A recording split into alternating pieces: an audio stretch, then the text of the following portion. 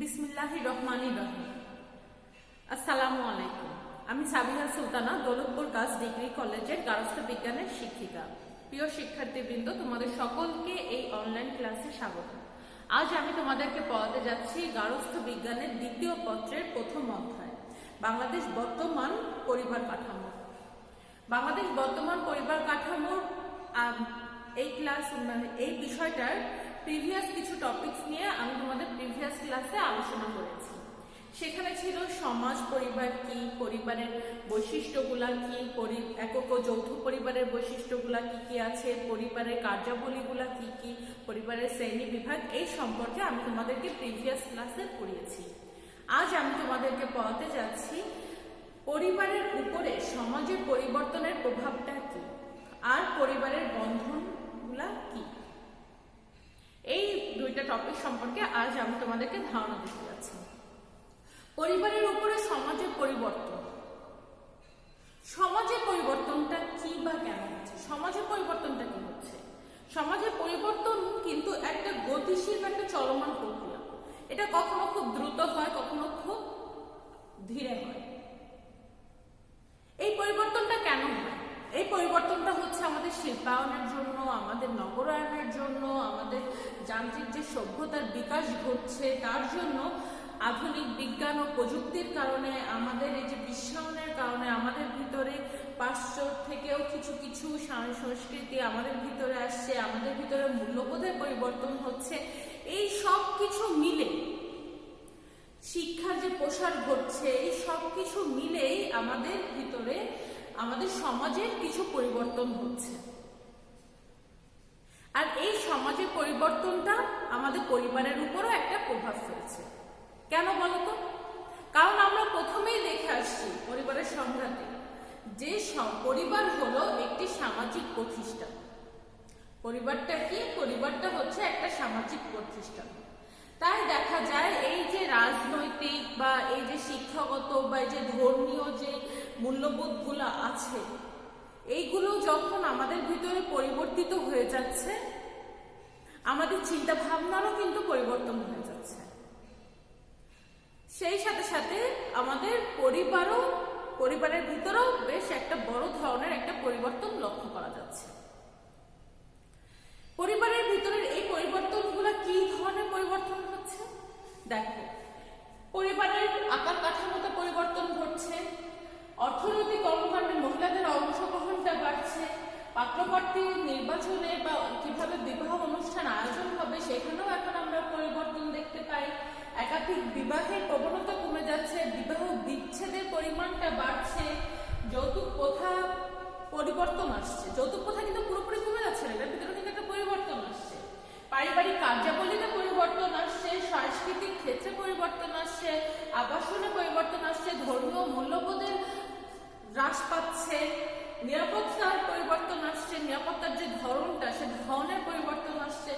এই সব ধরনের সকল ক্ষেত্রেই কিন্তু পরিবর্তনটা আসছে। কারণ কি? আমাদের সমাজ ব্যবস্থাপনাটারই পরিবর্তন চলে আসছে। আমাদের সমাজের যেই ধারা ছিল সেটাতেই এখন পরিবর্তন দেখা যায়। দেখো, পরিবারের আকার কাঠামোতে কি ধরনের পরিবর্তন আসছে এখন তোমরা চিন্তা করো। দেখো, আগে যত মানুষ শিক্ষিত ছিল, এখন কিন্তু তার থেকেও শিক্ষার হারটা বেড়েছে। শিক্ষার হারটা বেড়েছে। যত মানুষের ভিতরে শিক্ষার হার বাড়ছে বা যত মানুষ কর্মমুখী হচ্ছে, আগে কিন্তু বেশিরভাগ মানুষ ব্যবসায়ী কাজে থাকতো বা কৃষি ক্ষেত্রে থাকতো, এখন কিন্তু আস্তে আস্তে মানুষ শিল্পায়নের দিকে আসছে। যত শিল্পায়ন হচ্ছে, যত নগরায়ন হচ্ছে, আস্তে আস্তে মানুষ গ্রাম থেকে শহর কেন্দ্রিক হচ্ছে। ফলে যৌথ পরিবার ভেঙে এখন একক বা অন্য পরিবার বেশি সংগঠিত হচ্ছে। এখন যখন এই যে নগরায়নের জন্য, শিল্পায়নের জন্য, শিক্ষিত হবার জন্য পুরুষ এবং মহিলা উভয়ই এখন কর্মক্ষেত্রে ইনভলভ হচ্ছে, যার কারণে কিন্তু তাদের সন্তানাদি নেওয়ার প্রবণতাটাও অনেক কমে গেছে।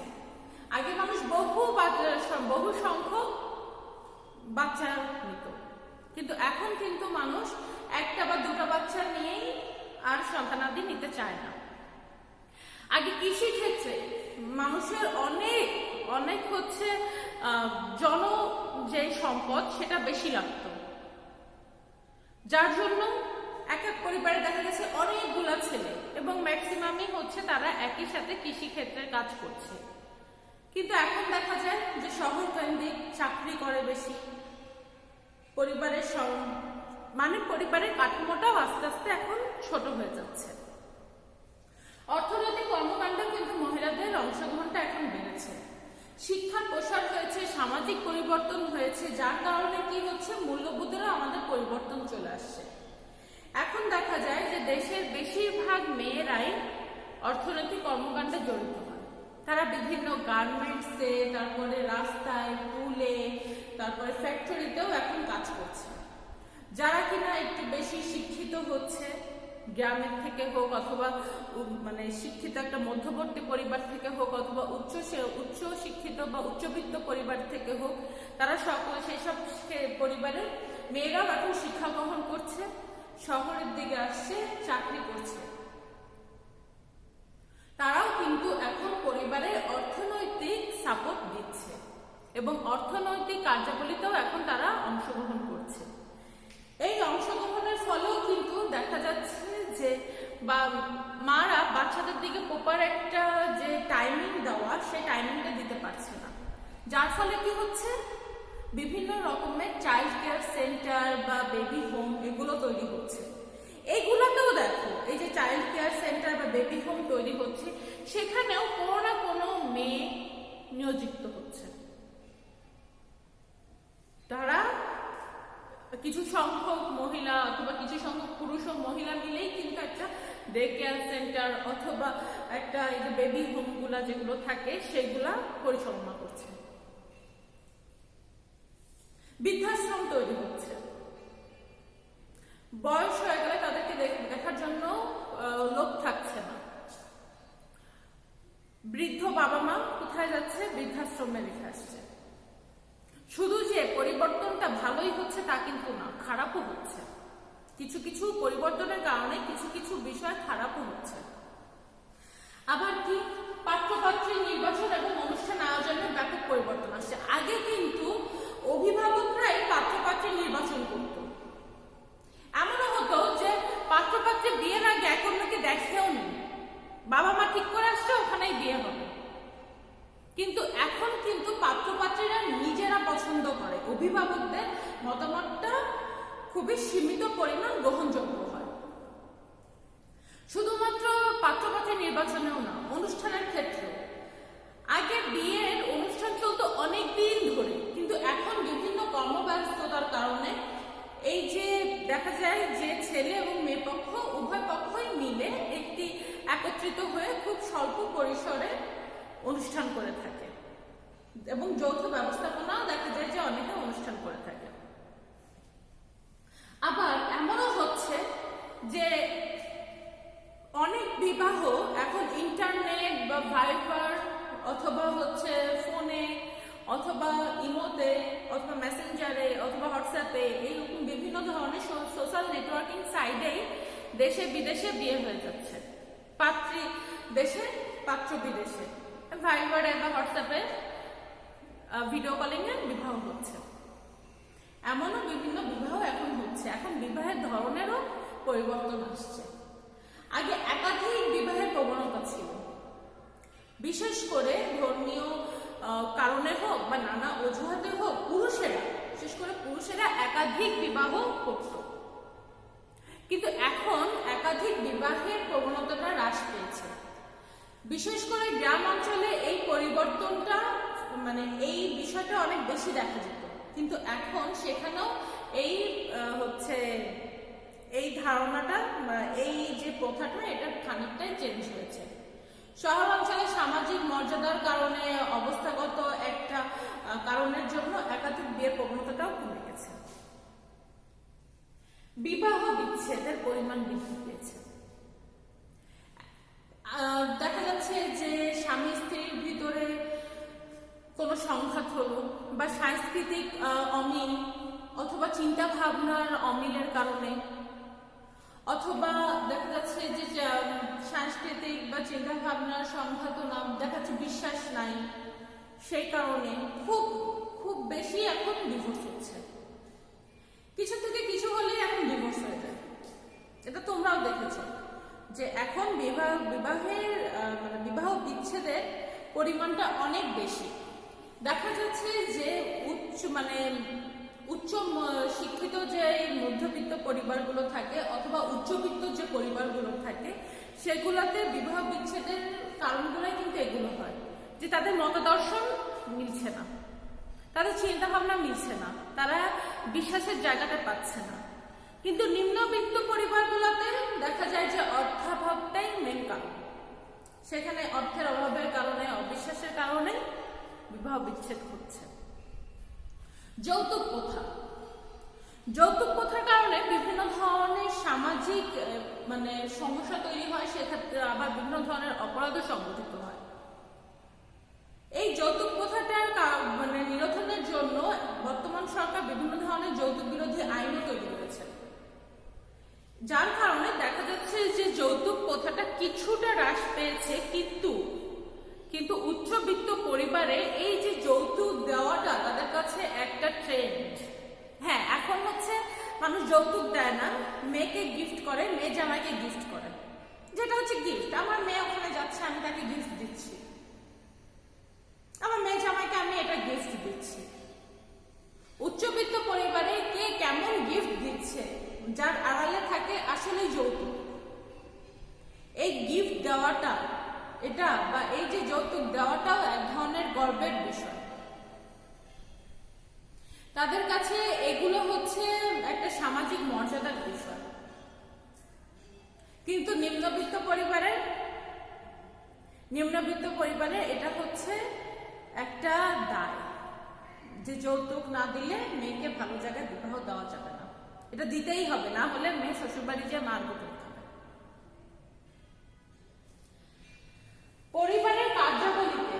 পরিবারের কার্যাবলীতেও ব্যাপক পরিবর্তন দেখা দিচ্ছে।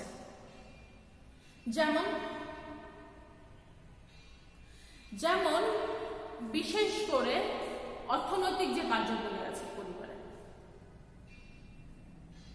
পরিবারের অর্থনৈতিক যে কার্যাবলী আছে সেগুলোতে ব্যাপক ধরনের পরিবর্তন দেখা যাচ্ছে।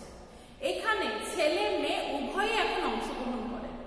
আগে দেখা যেত পরিবারগুলোতে যে পিতা থাকে সেই এককভাবে সকল সিদ্ধান্ত গ্রহণ করত এবং তার সিদ্ধান্তটাই সকলে মেনে নিতে হতো।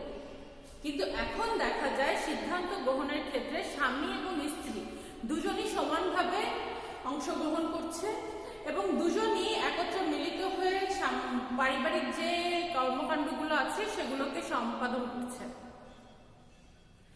এখন দুজনের উভয় পক্ষের অংশগ্রহণটা স্বতঃস্ফূর্ত হয়েছে। সাংস্কৃতিক ক্ষেত্রেও কিছু পরিবর্তন আসছে। সাংস্কৃতিক ক্ষেত্রে বিশ্বায়নের জন্য জ্ঞান বিজ্ঞানের বা প্রযুক্তির যে অগ্রগতি, যার জন্য এখন আমরা এক হাতের মুঠোতেই আমরা পুরো বিশ্বকে দেখতে পাচ্ছি। পৃথিবীতে এখন অনেক ছোট হয়ে আসছে আমাদের কাছে, যার জন্য পশ্চাৎ দেশেরও অনেক বাইরের দেশেরও অনেক সংস্কৃতি আমাদের ভিতরে চলে আসছে। এক্ষেত্রে যেমন ভালো কিছু জিনিস হয়েছে তেমন খারাপও হয়েছে। আমাদের নিজস্ব যে সংস্কৃতি, আমাদের নিজস্ব যে ঐতিহ্য, সেই বিষয়গুলো এখন আস্তে আস্তে হারিয়ে যাচ্ছে। বিশ্বায়নের জন্য আমরা খুবই বেশি পাশ্চাত্যমুখী হচ্ছি, আমরা বাইরের কালচারটাকে খুব বেশি গ্রহণ করছি, যার জন্য আমাদের নিজস্বতা আস্তে আস্তে বিলুপ্ত হচ্ছে। ধর্মীয় নিয়ন্ত্রণটা হ্রাস পাচ্ছে, ধর্মীয় মূল্যবোধই থাকছে না, যার জন্য অপরাধগুলো বেশি হচ্ছে, মানুষ মাদকাসক্ত বেশি হচ্ছে, ড্রাগ এডিক্টেড হচ্ছে, ছিনতাই, রাহাজানি, ধর্ষণ, এ ধরনের অপরাধমূলক কর্মকাণ্ডগুলো মানুষের ভিতরে তৈরি হচ্ছে, বেড়ে যাচ্ছে। কারণ কি? ধর্মীয় মূল্যবোধটাই আমাদের ভিতরে আর থাকছে না, আমাদের ধর্মীয় মূল্যবোধটাই নষ্ট হয়ে যাচ্ছে। খাদ্য এবং নিত্য প্রয়োজন দ্রব্য সামগ্রী এবং সেবাতেও এক ধরনের পরিবর্তন আসছে। এখন অনেক প্যাকেটজাতকরণ খাদ্য পাওয়া যায়। এখন রন্ধনের জন্য যে ধরনের মশলা সেগুলো গুঁড়ো আকারে প্যাকেটেই তৈরি করা যায়, যে সেগুলোকে বাটা লাগছে না, অথবা ব্লেন্ডার আছে শিলপাটাতে বাটা লাগে না। এখন রান্নার কাজ বা খাবার গ্রহণটা অনেক সহজ হয়েছে। যারা কর্মজীবী যেসব মহিলারা আছেন তাদের ক্ষেত্রে এটা আরো বেশি হেল্পফুল হয়েছে।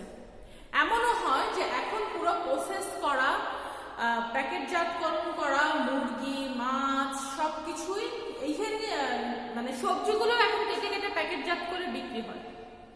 ইভেন রান্না করা খাবার, হোমমেড রান্না করা খাবারও এখন বিক্রি হয়, যার জন্য জীবনযাত্রাটা দেখা যাচ্ছে খুব বেশি সহজ হয়ে যাচ্ছে। আবাসন, নগরায়ণ বা নগরের দিকে দেখা যায় যে গৃহকে সাজানোর যে পদ্ধতিগুলো সেগুলোতে ব্যাপক একটা পরিবর্তন আসছে। বিশেষ করে নগর শহরগুলোতে মানুষ এখন ফ্ল্যাট বাসাতেই থাকতে বেশি স্বাচ্ছন্দ্য বোধ করে। সেখানে তাদের মন মতো একটু আসবাবপত্র দিয়ে, একটু সোফা দিয়ে, একটু ডাইনিং টেবিল, একটা ড্রয়িং স্পেস, তারপরে হচ্ছে একটা রান্নাঘরকে মানে আধুনিকতার ছোঁয়া দিয়ে তৈরি করতেই গৃহকর্মীরা বেশি স্বাচ্ছন্দ্য বোধ করছে। আগে মানুষ কাঠের চুলায় রান্না করতো, এখন গ্যাস আছে, ইন্ডাকশন আছে, মাইক্রোওয়েভ আছে, ইলেকট্রিক ওয়েভ আছে, সেগুলোতে রান্না করছে। এখন রান্নাটা অনেক বেশি, শুধু রান্না বান্না না, এখন জীবনযাত্রাটাই এখন অনেক বেশি সহজ হয়ে গেছে। নিরাপত্তা, অতীতে পরিবারই নিজের পরিবার সদস্যদের নিরাপত্তা নিশ্চিত করত, কিন্তু বর্তমানে সরকার বিভিন্ন আইন বাহিনী নিয়োজিত করেও এই নিরাপত্তা নিশ্চিত করার চেষ্টা করছেন। কিন্তু তারপরও এই পরিবারেরই কিন্তু প্রধান দায়িত্ব পরিবারের সদস্যদের নিরাপত্তা নিশ্চিত করা। ওভারঅল সবকিছুতেই বলা যায় যে অতীত থেকে শুরু করে বর্তমান পর্যন্ত একটা পরিবারের প্রধান উদ্দেশ্যই কিন্তু ছিল সন্তানাদি উৎপাদন করা এবং তাদেরকে লালন পালন করা। তোমরা যদি একটু প্রিভিয়াস ক্লাসের ক্লাস লেকচারটা একটু স্মরণ করার চেষ্টা করো, তাহলে দেখবা সেখানে কি ছিল। পরিবারের সংজ্ঞাতে আমরা কি পড়েছিলাম? এই যে নিমকপ বা ম্যাকাইফার তারা কি বলেছিল? যে সন্তানাদি উৎপাদন এবং বা সন্তানাদি জন্মদান করা এবং তাদের লালন পালন করাই হচ্ছে পরিবারের প্রধান উদ্দেশ্য, বা যেখানে এটা করা হয় সেটাই হচ্ছে পরিবার। বা পরিবার হচ্ছে এমন একটা স্থায়ী সংগঠন যেখানে স্বামী স্ত্রী একসাথে থাকবে, সেখানে সন্তানাদি জন্মগ্রহণ করবে, সন্তানাদি থাকতেও পারে বা নাও থাকতে পারে বলেছেন, কিন্তু মেন উদ্দেশ্য থাকে যে জৈবিক চাহিদা পূরণের মাধ্যমে সন্তানাদি জন্মদান করা এবং তাদেরকে লালন পালন করা। অতীত থেকে বর্তমান পর্যন্ত কিন্তু পরিবারের এই মেন উদ্দেশ্য বা এই প্রধান উদ্দেশ্যটা একই রয়েছে, শুধুমাত্র একটু ধরনের চেঞ্জ হয়েছে। এই যা এখন আমি তোমাদের নেক্সট টপিকটা পড়াবো যে পারিবারিক বন্ধন। পারিবারিক বন্ধনটা কি? সহজ ভাষায় হচ্ছে পারিবারিক বন্ধন আমাদের বাবা মা ভাই বোন সকলের মধ্যে যেই একটা বন্ধন আছে বা আমাদের সকলের ভিতরে যে একটা ইন্টারাকশন আছে সেটাই হচ্ছে আমাদের পারিবারিক বন্ধন। মানে একে অন্যের সাথে যে স্নেহের, বিশ্বাসের, তারপর ভালোবাসার, আস্থার যে সম্পর্ক গড়ে ওঠে সেটাই হচ্ছে পারিবারিক বন্ধন। এই পারিবারিক বন্ধন একটা শিশুর বিকাশের ক্ষেত্রে খুবই গুরুত্বপূর্ণ ভূমিকা পালন করে। একটা শিশুর প্রথম পরিবেশটাই কি? তার পরিবার। এই পরিবারে একটা শিশুই কিন্তু আস্তে আস্তে বড় হয়। এখানে একটা শিশু যা দেখবে, যা জানবে, তাই কিন্তু সে তার ভিতরে গ্রহণ করবে এবং সেই হিসাবেই সে গড়ে উঠবে। পরিবারের সম্পর্কটা যত বেশি সুন্দর হবে, সুসম্পর্ক হবে, একটা শিশু তত বেশি মানসিকভাবে বিকাশিত হয়ে তৈরি হবে। সে শিশু তত বেশি আত্মনির্ভরশীল হবে। সে শিশু অপরকে তত বেশি ভালোবাসতে জানবে, দায়িত্ববোধ সম্পর্কে জানবে, তার ভিতরে এই বিষয়গুলো গ্রো করবে। কিন্তু একটা শিশু যদি জন্মগ্রহণের পরেই দেখে যে খুব ছাড়া একটা পরিবারে জন্মগ্রহণ করে যেখানে কিনা একে অন্যের প্রতি বিশ্বাস নেই, ভালোবাসা নেই, স্নেহ মমতা নেই, শুধু ঝগড়াঝাটি বা একে অন্যকে দোষারোপ করা এ ধরনের হয়। এ ধরনের শিশুগুলো খুবই সংকীর্ণ মনের হয় এবং এদের ভিতরে দায়িত্ব গ্রহণের প্রবণতাটা খুব কম থাকে। এরা নিজ কেন্দ্রিক হয়, এরা পরিবার কেন্দ্রিক হয় না। এই যে বিজ্ঞানী শিশু মনোবিজ্ঞানী হার্লক হচ্ছে এই পারিবারিক বন্ধনটাকে 3A বা বাংলায় 3 এভাবে ব্যাখ্যা করেছে যে একটা সুখী শিশু গঠনের জন্য এই 3A এর ভূমিকাটা বেশি। 3A কি কি? অ্যাফেকশন, অ্যাকসেপ্টেন্স আর অ্যাচিভমেন্ট। অ্যাফেকশন, অ্যাকসেপ্টেন্স আর অ্যাচিভমেন্ট মানে স্নেহ, স্বীকৃতি, সাফল্য। বাবা মার যে স্নেহ, যে ভালোবাসা একটা শিশুকে স্বীকৃতি প্রদান করে। অর্থাৎ এখানে স্বীকৃতি প্রদান করার মানেটা কি? স্বীকৃতি প্রদান করাটা মানে হচ্ছে যে শিশুকে অধিক গ্রহণযোগ্য করে তোলে, সে সবকিছুকে খুব সহজভাবে গ্রহণ করতে পারে,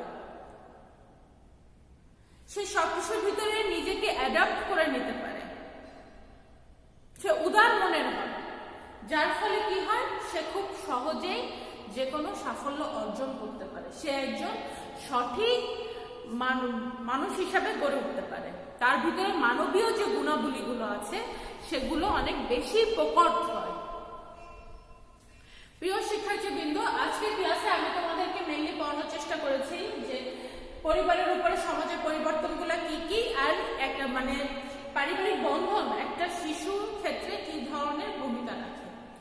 এর পরের ক্লাসে আমি তোমাদেরকে পড়ানোর চেষ্টা করব যে বাবা মা সাথে সন্তানের বন্ধন দৃঢ় হয় কি কি বিষয়ের কারণে, তারপরে হচ্ছে পারিবারিক সংকট একটা শিশুর উপরে কি ধরনের প্রভাব ফেলে, পরিকল্পিত পরিবারটা কি আর পরিকল্পিত পরিবার একটা শিশু শারীরিক এবং মানসিক বিকাশে কি ধরনের প্রভাব ফেলে, এই টপিকগুলা বা কি ধরনের ভূমিকা রাখে, এই টপিকগুলা আমি তোমাদের আগামী ক্লাসে পড়ানোর চেষ্টা করব।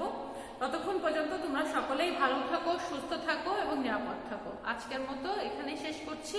আল্লাহ হাফেজ, আসসালামু আলাইকুম।